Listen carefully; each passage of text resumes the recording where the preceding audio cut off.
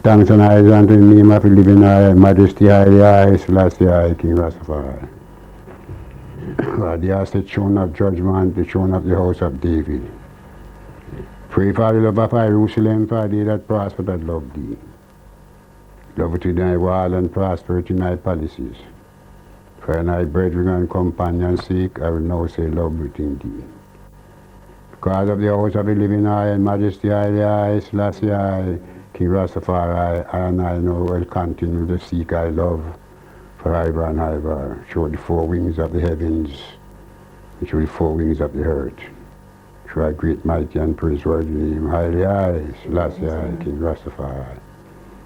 And I was glad when I said unto and I come, let us go into the house of the living eye, and thy feet must stand within thy gates, O Jerusalem.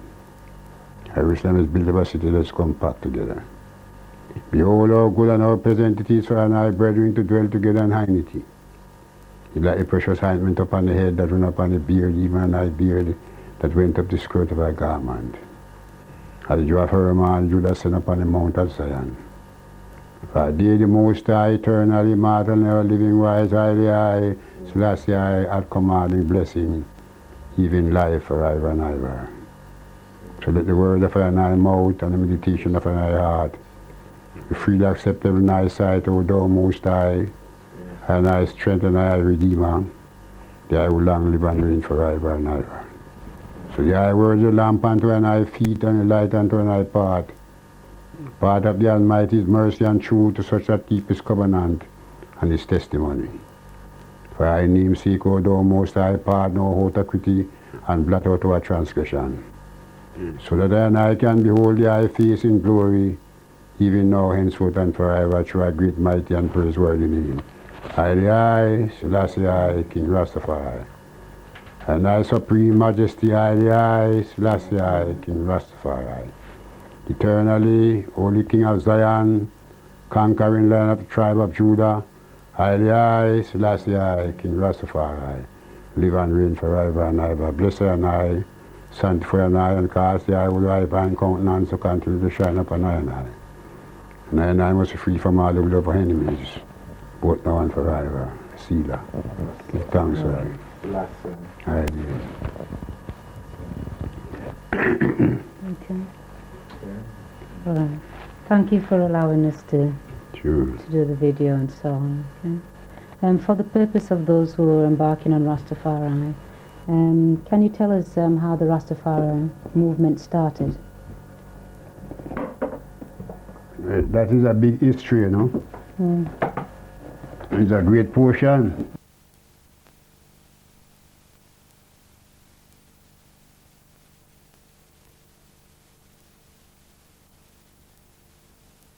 We are they that coming out of the tomb where we were buried. And the glad tidings and our historical foundation by the pirates of the earth was laid down to the deepest depths of the earth. But now since our Messiah returned, it come to the surface that every eyes have to behold it.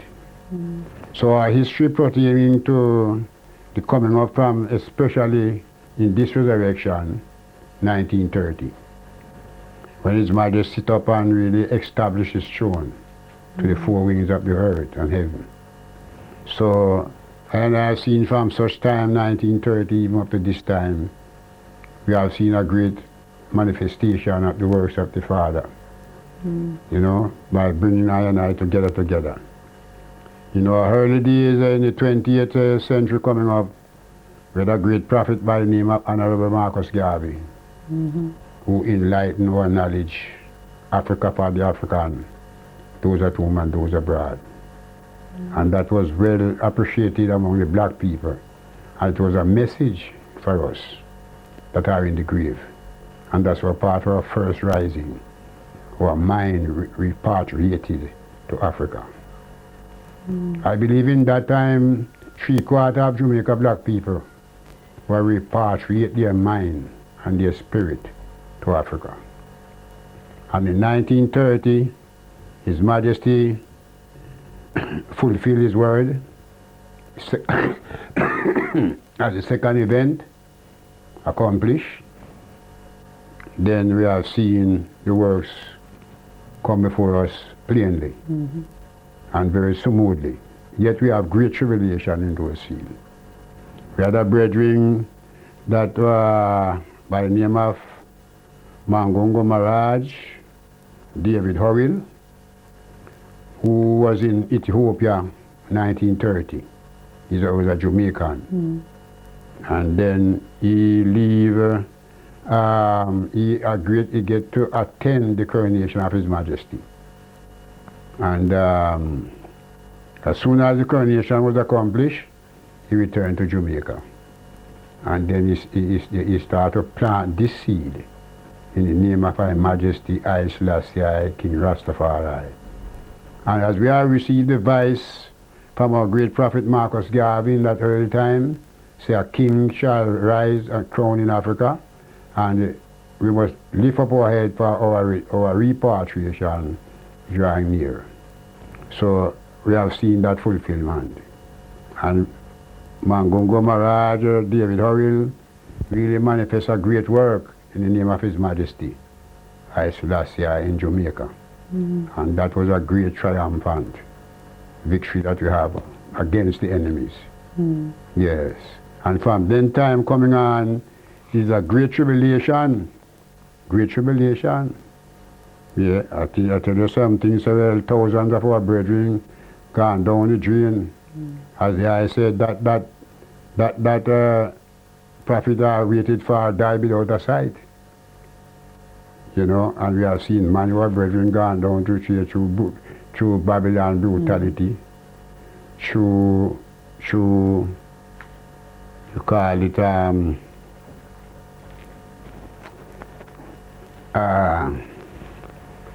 seduction.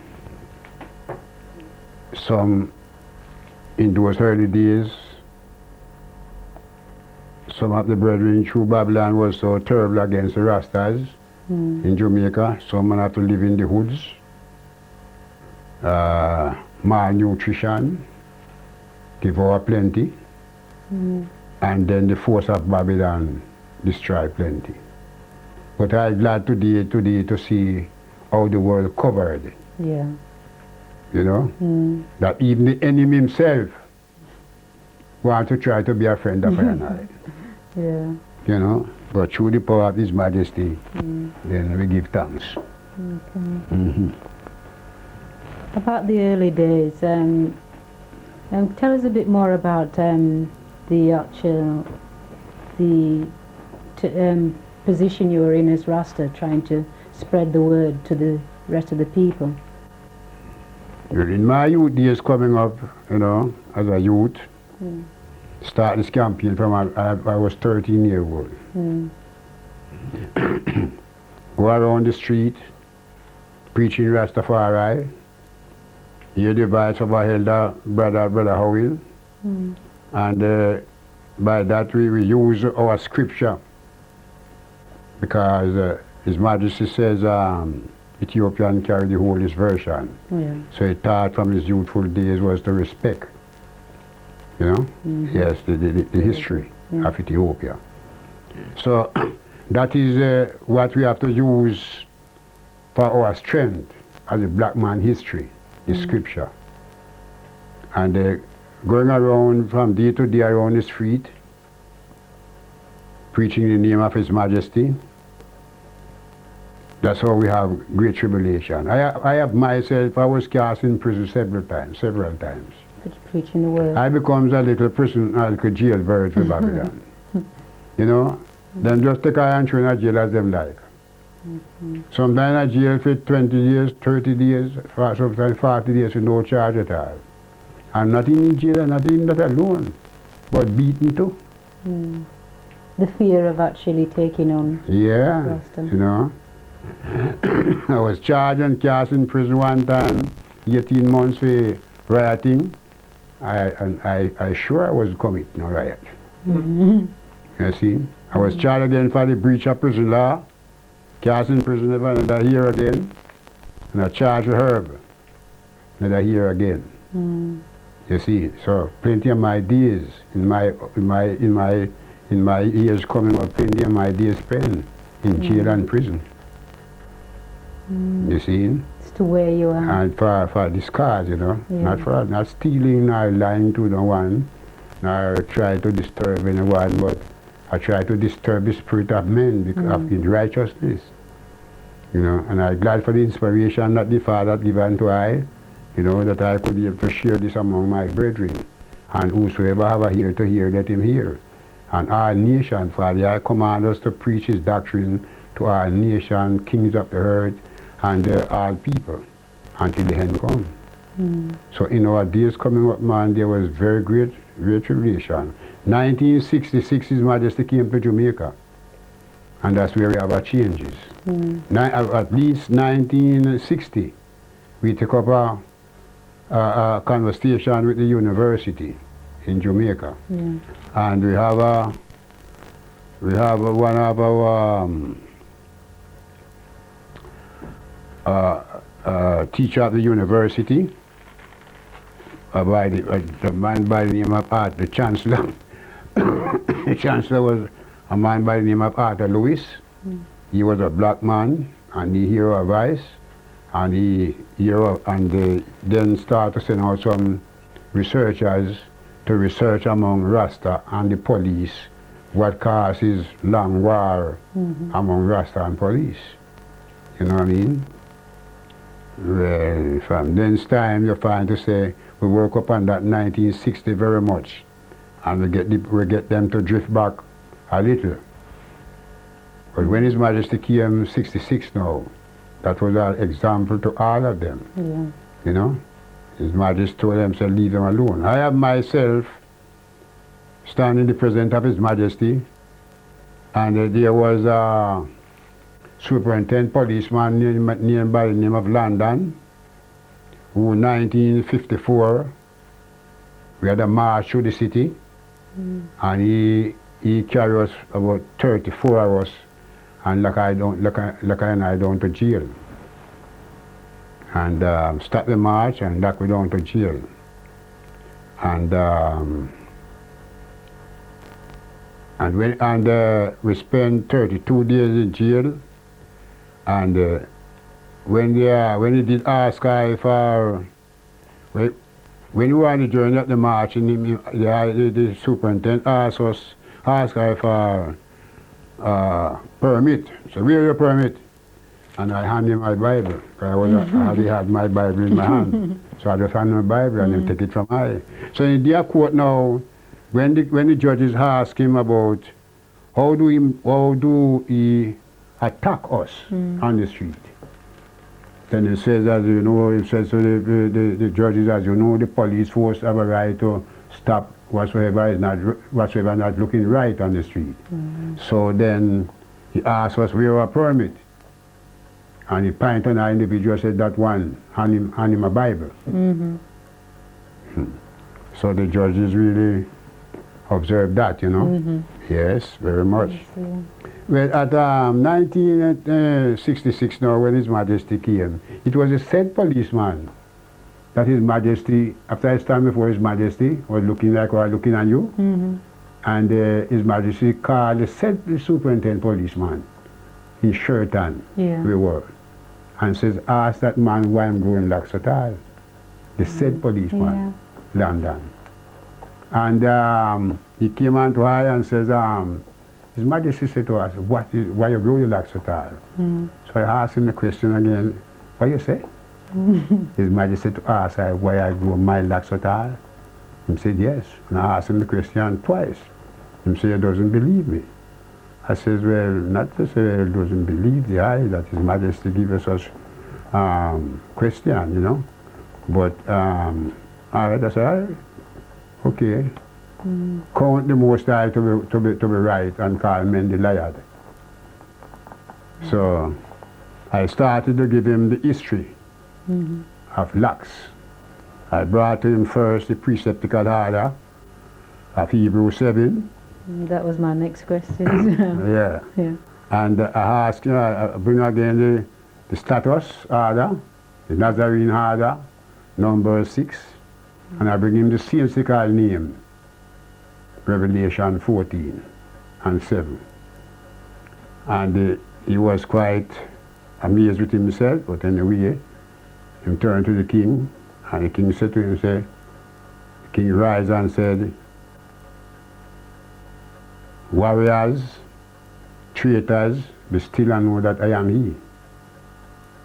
The king said again to them, says, you leave them alone, for they know what they are doing. They are right. So from that time, all police force withdrawn from Rasta. You know? So, travel on the journey, they really sometimes try to disturb Rasta and your herb. Now that is on the point now that, you know, that we have been working for years now to really get them fully underfoot. It's only way that a policeman will see you on the street and disturb you, whether you be preaching or whether you be move or whatsoever it may be. The only attack him can attack you is herb. Yeah. With your herb, with the herb. Yeah. You know what I mean? With the ganja. You know what I mean? That's the only way they attack you. Yeah. And the way that most of a Rasta man be in the hands of Babylon from that time, he must find you with herb. Yeah. You know? Otherwise from that, them don't disturb you. They come to our assembly and them come in and them say herb on our table abundantly sometimes. And you just have to stand up and go away. Because the law that extend that they must not go in the Rastaman assembly and disturb them. So they can only stop you on the street. Where if you pass on the street, yeah. then will stop you, and if you have heard them, will lock you down for that. You see. So that's how it reached today. Good. Yeah. Yeah. I'll go to my next question. It says, what is the importance of dreadlocks? And can a person be a Rasta without having dreadlocks? That is very hard, man. It's very hard. For you cannot save without the dread. And the dread alone can't save you. Because plenty one will have on the dread and still don't carry the liberty. For dread carries a high divine liberty. It doesn't just carry, say, man, you put on your dread because you feel you put it on. But you must know your cause and purpose why you are put it on. Whenever time that you put on your dread, you must know that you're the one that is here to edify another one. You're one that's here to live a clean life among the people. You're one that is here to show the people what is wrong from what is right. So you must always convert your heart or relax itself according to the Psalm 109 teacher, by your precepts you shall make you wiser than your teachers. So I see that I who really walk within such field have taken always encouraging one-on-one coming in the fullness, you know, that you must be a person of meek humility. You must be a person of a charity heart.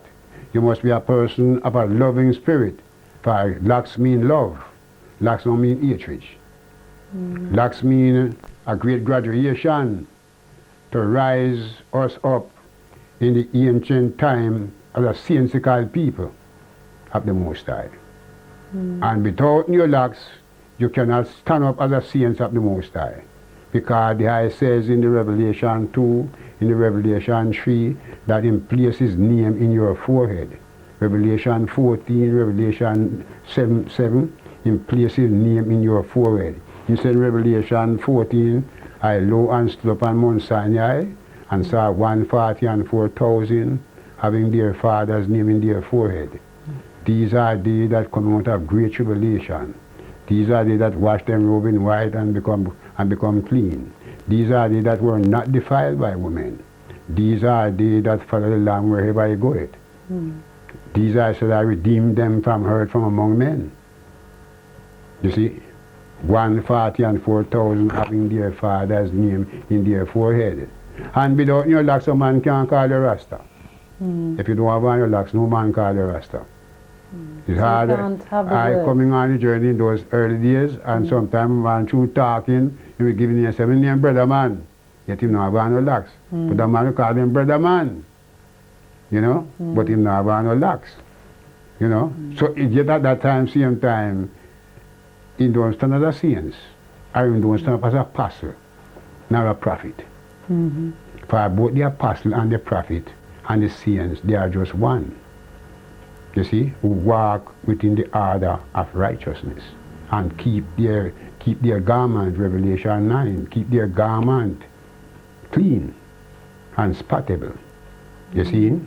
So these are the things now that they feel really plenty one that step out in this field today and really put on locks, then really just put on a hairstyle. But it's not a hairstyle. It's a reality to rise our people, to rise ourselves from the hands of the enemy. You see? And this way, this I say, for his glory, he shall cover the earth, it shall cover the earth as water covered the sea.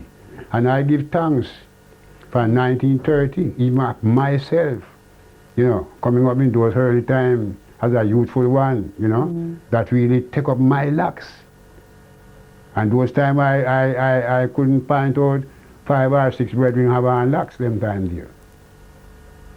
You know? And at least I didn't know about, I know 3 brethren especially that used to carry them locks, but how them handle themselves is that them don't show up themselves boldly, so we say as a teacher among the people. Yeah. Them just have on the locks and people just scan them.